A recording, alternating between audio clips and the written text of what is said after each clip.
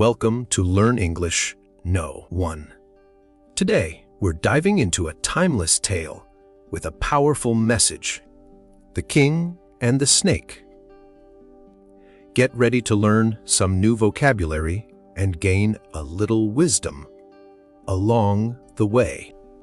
This story about the Buddha's life carries a special significance for those who believe in living a peaceful life. But some people try to take a nude one page of their calm nature. To understand this story, watch till the end. Once upon a time, way back, when the world was a little different, lived a wise teacher named Siddhartha, or as most people know him, the Buddha.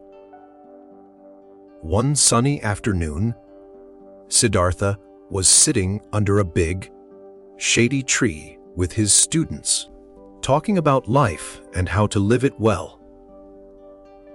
Just then, a king named Arthur, about 40 years old, came up to them. Arthur was a strong and respected ruler, but he looked worried.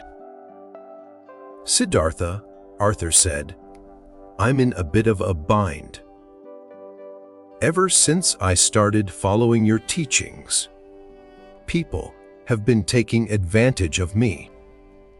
They see that I'm trying to be kind and peaceful, and they think they can walk all over me."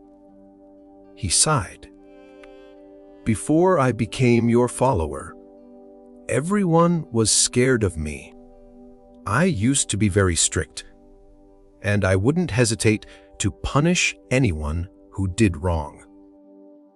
But now, I don't feel like punishing anyone. I don't get angry anymore. I see everyone with compassion." Arthur paused, looking troubled. "But because I'm so calm, some people are taking advantage.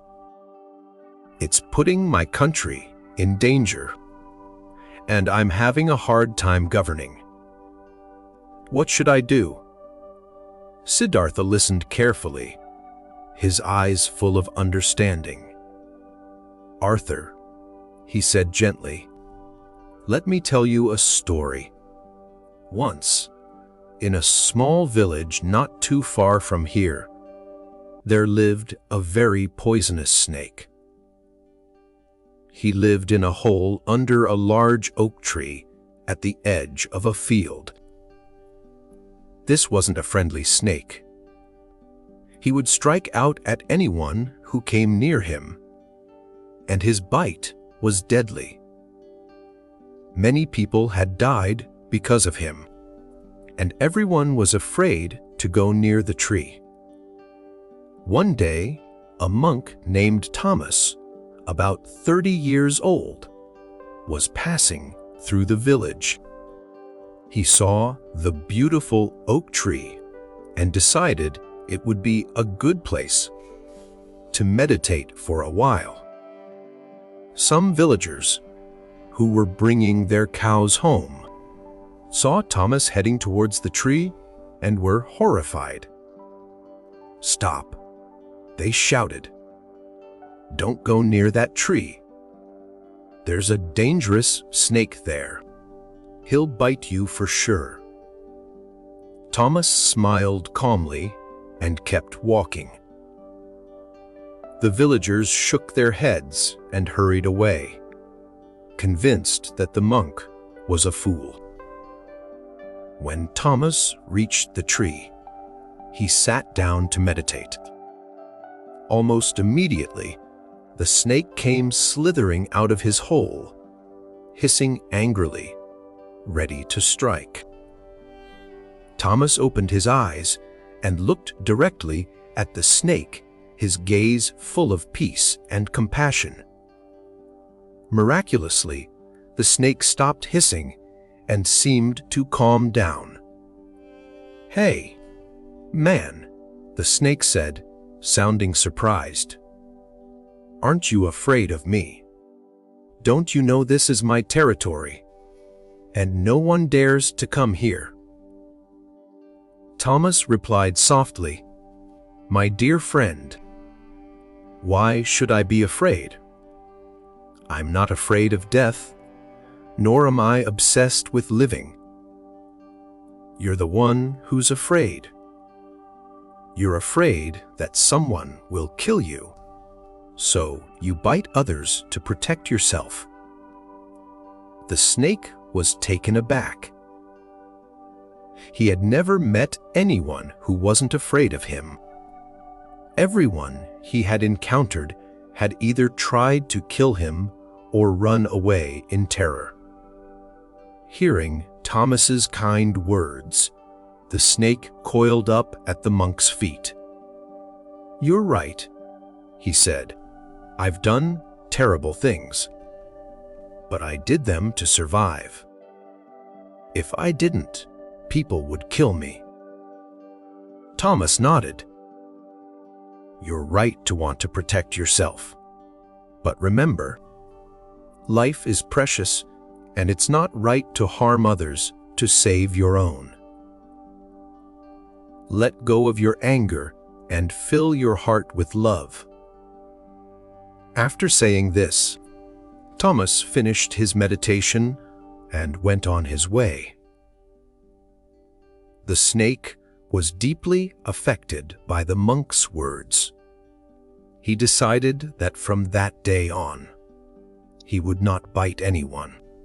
He would give up his angry nature and try to live peacefully. Siddhartha paused in his storytelling, looking intently at King Arthur. But he continued. Things didn't go as planned. When the villagers saw that the snake had stopped biting, they started taking advantage of him. They used to be so afraid of him, but now they would tease him, throw stones at him, and even try to catch him. The snake was constantly wounded and in pain. He was miserable. He had never been so unhappy in his life. One day, Thomas came back to the village and sat down under the same oak tree. He was shocked to see the snake in such a pathetic state. "My friend," Thomas asked, "what happened to you? Who has hurt you like this?" The snake replied sadly, "Oh, blessed one, you told me to give up my angry nature and not to bite anyone. Ever since I stopped being violent, people have been mistreating me. No one is afraid of me anymore.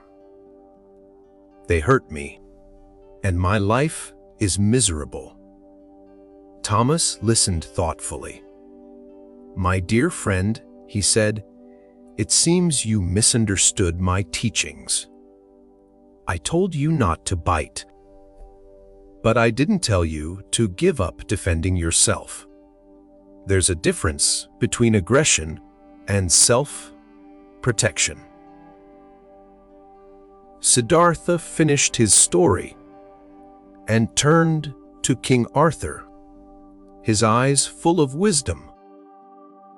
"Arthur," he asked, "what do you understand from this story? Are you taking my teachings the wrong way? I told you to give up your cruel nature, but I didn't tell you to give up your duty as a king. You must be tough when you need to be. You have to maintain justice and discipline in your kingdom so that people can live in peace and security. Rule like a monk on the inside, with compassion and understanding, but rule like a king on the outside, with strength and fairness." Siddhartha paused, letting his words sink in. In the world around us, Good people often face this challenge. Others try to exploit their kindness and take advantage of their decency. It's important to understand that sometimes you need to set boundaries. You have to behave according to the situation. If you need to be firm or even stern to maintain order and protect your people, you should do it. You can do it without losing your inner peace. Think of an actor who is playing an angry character on stage. He's acting angry, but inside, he's calm and collected. He knows it's just a role. In the same way, you can be strong and assertive when necessary, without letting it disturb your inner peace. You can be a good and kind person while still protecting yourself and your kingdom. Siddhartha smiled. This is the art of living, Arthur. If you can master it, you can live a successful and peaceful life. So, what did you think of that story? Let me know in the comments below. Don't forget to hit that subscribe button and turn on notifications so you don't miss our next video. Love you. See you soon, my good friend. Hey everyone, and welcome to Learn English. No one. Today, we're sharing some life lessons. Little nuggets are to help you on your journey. Okay. Oi. Let's dive on your journey. Levjeni. Helgesdom. Helgev wisdom. So let's talk about how you see the world. Sarah, a bright-eyed 22-year-old, told me, happy-minded is like sunshine, it fun and everything.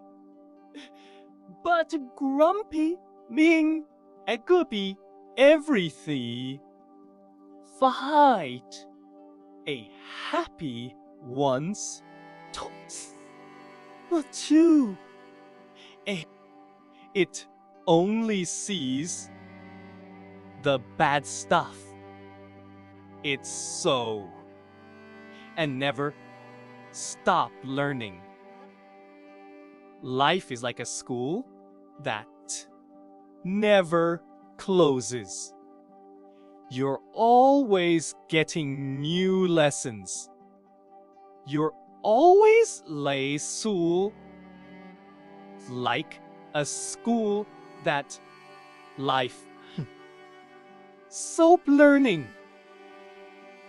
Think of these as life's basic rules, kinda like the instructions to a game. 1. Before you pray, believe. Have faith in what you're doing. 2. Before you speak, listen. Believe. Pray. Believe. 1. Believe. Hear others out before you share your thoughts. 3. Before you spend, earn. Make sure you've worked for what you're buying.